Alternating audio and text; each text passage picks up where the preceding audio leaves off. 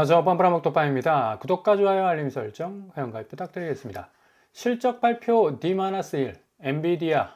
결국에 가서는 엔비디아가 모든 영역에 있어서 가장 핵심적 변동 요인으로 연말을 장식하게 생겼네요. 결국에 가서는 내일 새벽에 있을 실적 발표가 어떻게 진행이 되느냐에 따라서 나흘째 연속 S&P 500, 나스닥, 그리고 다우존스 계속해서 아래로 지금 처박히고 있고요. 더불어 지금 코스피 역시도 상당한 지금 약세를 지금 보이고 있고, 비트코인까지도 지금 출렁거렸다가 살짝 지금 회복하는 추인데, 이게 결국 이 쪼카 카드가 될 수밖에 없는가. 엔비디아가 굉장한 어떤 이 시세 변동성을 가질 수 있는 트리거 역할을 충분히 할 가능성이 높아졌습니다. 그래서 이게 엔비디아가 좀 어정쩡한 실적을 내면 7% 정도 변동 가능성이 있고, 하룻밤 사이에 한 500조 가까이 움직일 가능성이 높다라는 또 전망까지 나왔습니다. 그러니까 이 기업 하나가 그냥 전 세계 경제 자체를 그냥 쥐락펴락하는 거죠. 만약에 정말 판타스틱한 실적이 딱 발표가 돼버리면 지금 시들시들하고 있는 다우, 나스닥, S&P 500은 AI 거품론 자체가 완전히 불식되면서 엄청난 상승세를 기록을 하겠죠.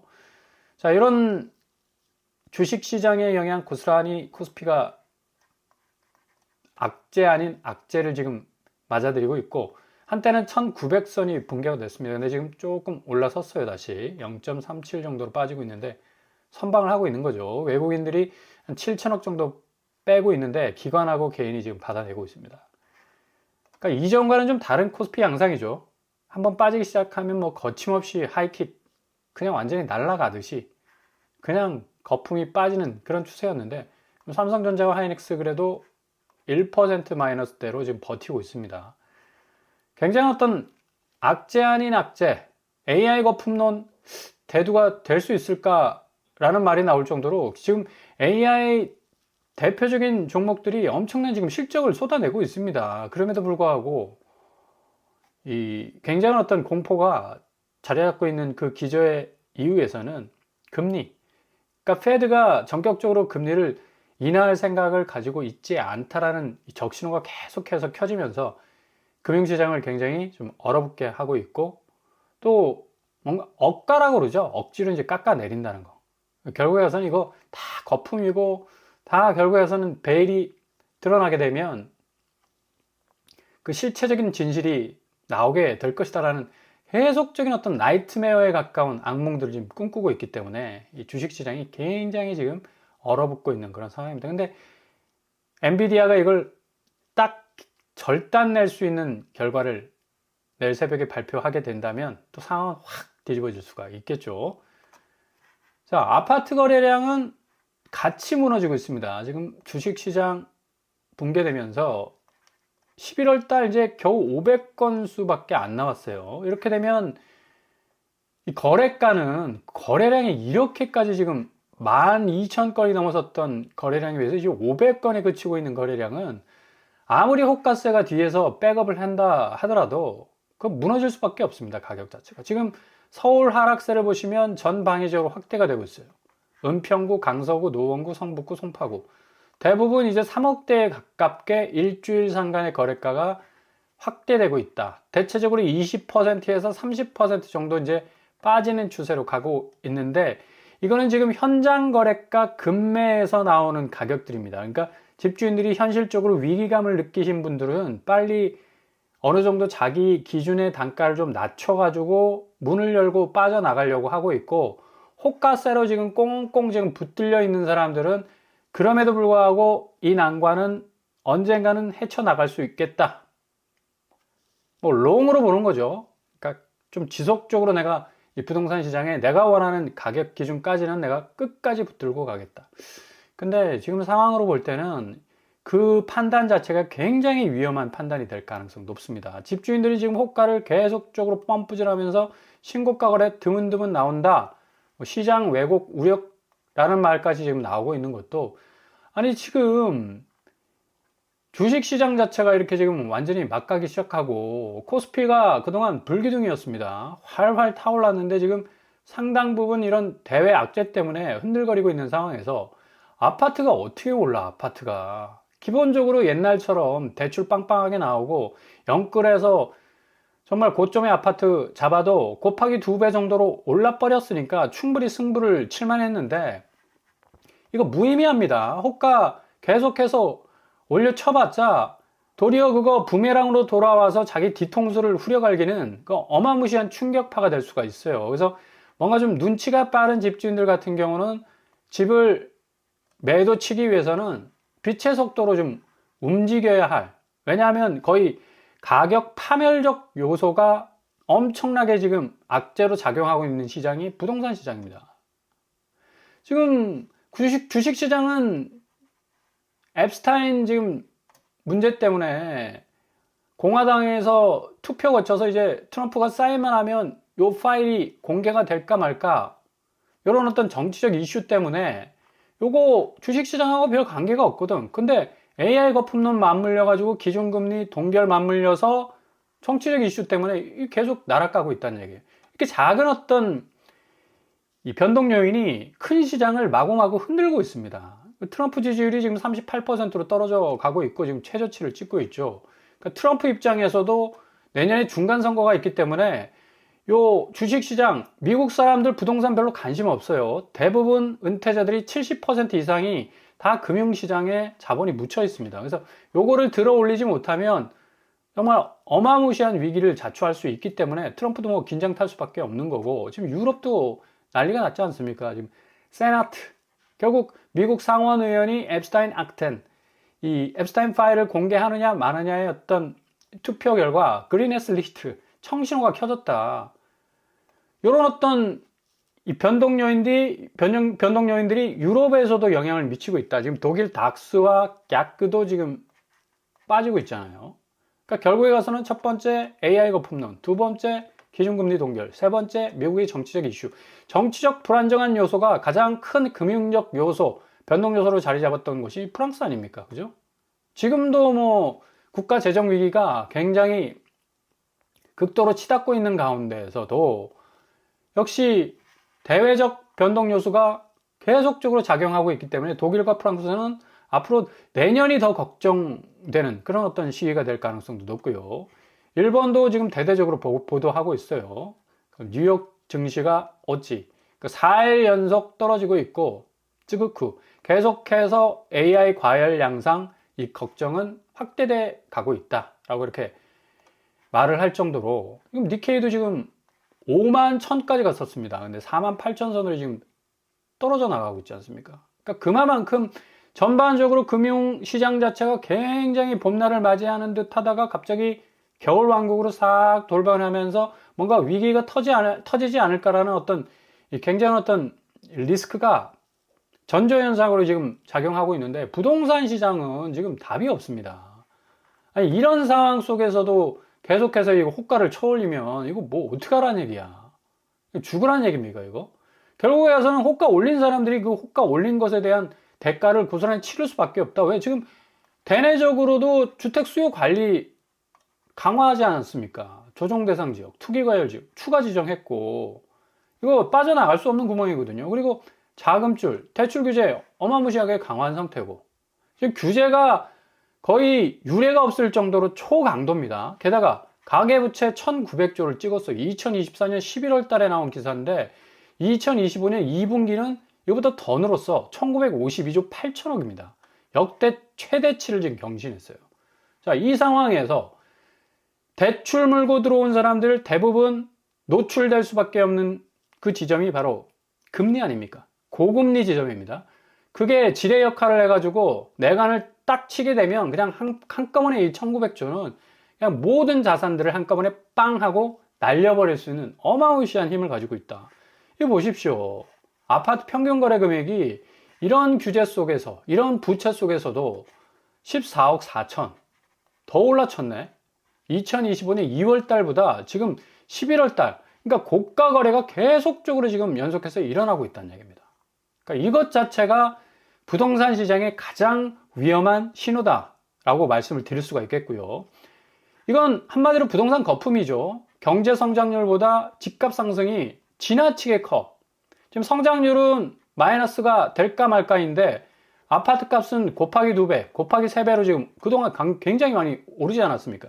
11호 대책이 나오지 않았으면 요거 못 눌러놨거든요.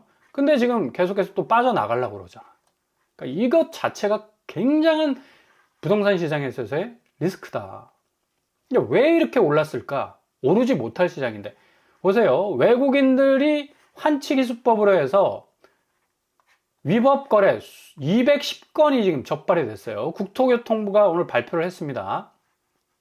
올해 5월까지 체결된 438건의 외국인 이상 거래 중에 이 가운데 290건의 위법 의심 행위를 적발했다. 이거 뭡니까? 절반 이상이 70% 가까이 되네. 좀 올려쳐서 얘기하면. 예? 그러니까 그동안 고가 거래라고 얘기했던 거래들, 그리고 신고가라고 뭐 불꽃놀이 빵빵 터뜨렸던 그 거래들 70%가 다 가짜 거래였다는 얘기예요. 그게 지금 이런 식으로 부동산 거품을 만들어 왔고, 이런 식으로 신현대 115, 아이파크 삼성 98억.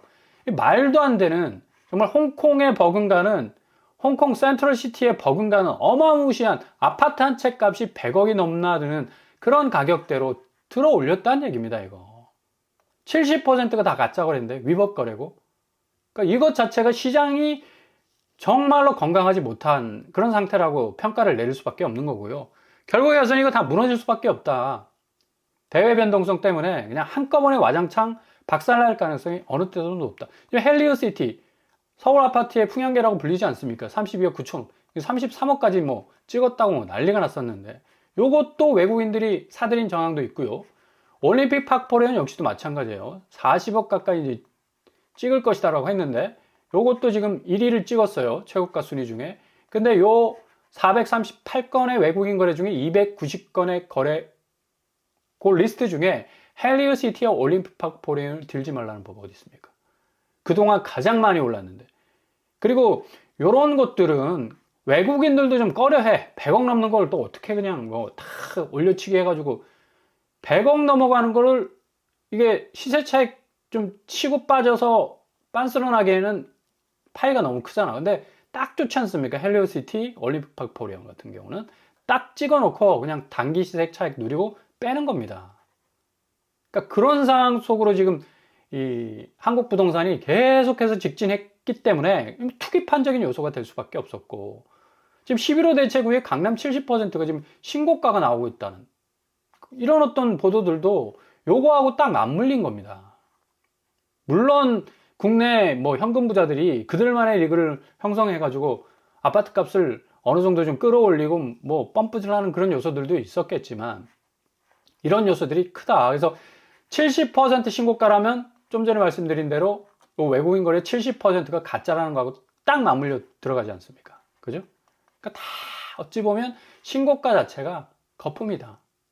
거품이었다라고 말씀드릴 수 있고, 좀 손에 닿을 수 있었던 헬리오시티나 올림픽 파크포레온의 이 신고가 역시도 뭔가 이거 들춰보면 의심 사례들이 충분히 나올 정황도 있을 가능성 높다라고 볼 수가 있겠고요. 지금 이상거래 기획조사 법무부에서도 하고 있고요. 금융위에서도 하고 있고요. 국세청에서도 하고 있습니다. 관세청, 경찰청, 관할 지자체에서 전방위적으로 좀 들여다보고 있기 때문에, 좀 전에 70% 외국인 거래가 다 불법 거래였다는 거 외에 국내 내국인의 거래들이 일명 우리가 잘 알고 있는 헬리오시티나 올림픽 파크포레온에서 상당 부분 적발이 될 가능성이 어느 때보다도 높다고 볼 수가 있다는 얘기죠. 자, 이렇게 지금 주식시장도 지금 불안불안하고, 또 그 불안 심리가 결국에 와서는 아파트 시장, 뭐 가뜩이나 거품이 꽉 끼어 있는 시장이었는데 확실하게 연말 가서는 가격 분수령을 맞이할 가능성 높고, 이러다 보니까 사람들이 안전자산 선호할 수밖에 없죠. 그렇다 보니까 지금 비교적 주식시장이 비안전자산인데 아파트보다는 내가 금융시장을 선택하겠다는 선택지가 더 늘고 있어요. 왜? 일단은 코스피의 대장주라고 하는 뭐 삼성전자나 SK하이닉스 같은 그런 종목들 딱 잡으면 뭐 떨어지는 폭은 그리 크지 않는 것 같고 올라가는 폭은 굉장히 커 보이니까 비교적 안전하다고 느껴지는 겁니다. 그래서 지금 뭐 80조 넘게 예치금이 지금 이동을 하고 있고요. 즉 은행에서 이제 주식시장으로 가는 거죠. 그 다음에 국채, 국채 금값도 뭐 폭락 상황으로 갔었는데 이거 조금 또 회복 추이를 보이고 있고요. 은도 지금 오르고 있습니다.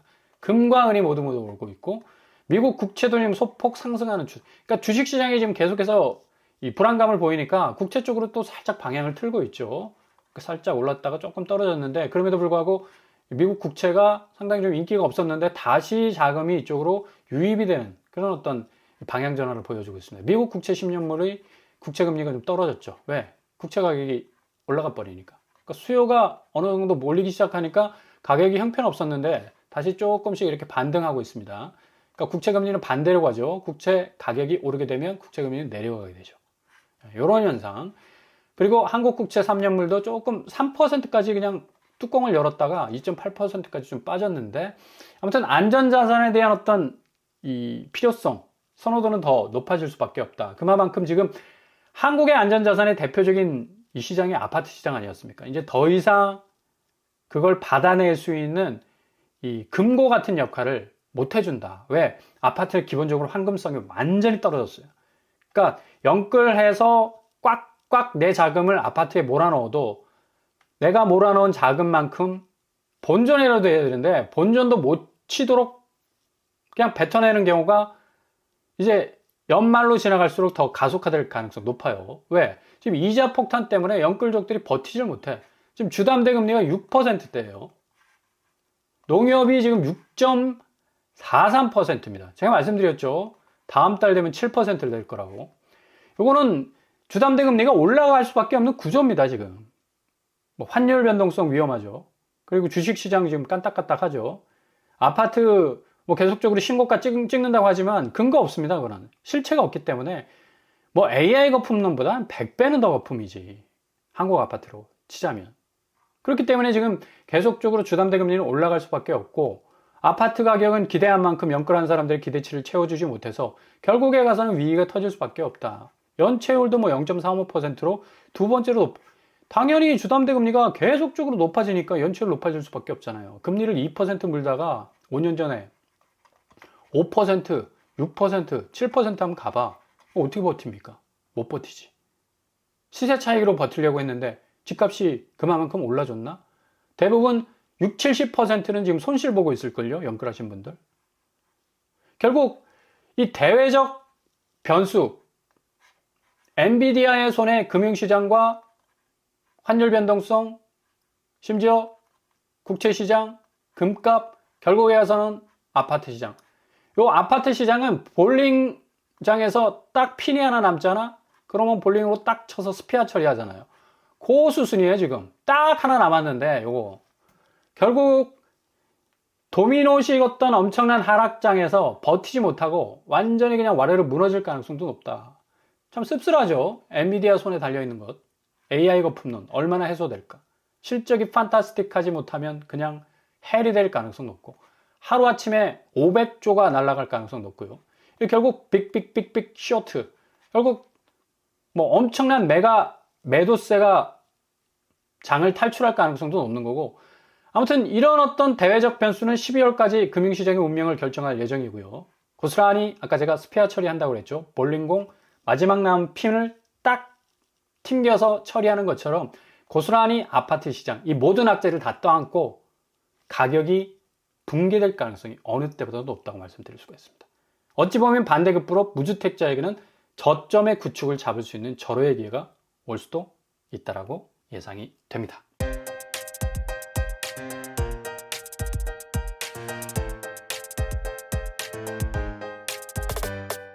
부동산 캐리커처.